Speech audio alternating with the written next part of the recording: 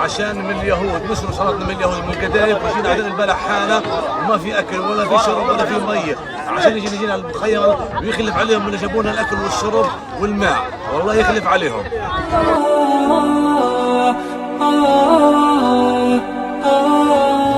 There is a lot of new areas here in Deir al-Balah that have a new tent from Rafah, and the starvation and the hunger for the children, for the older women continue every day.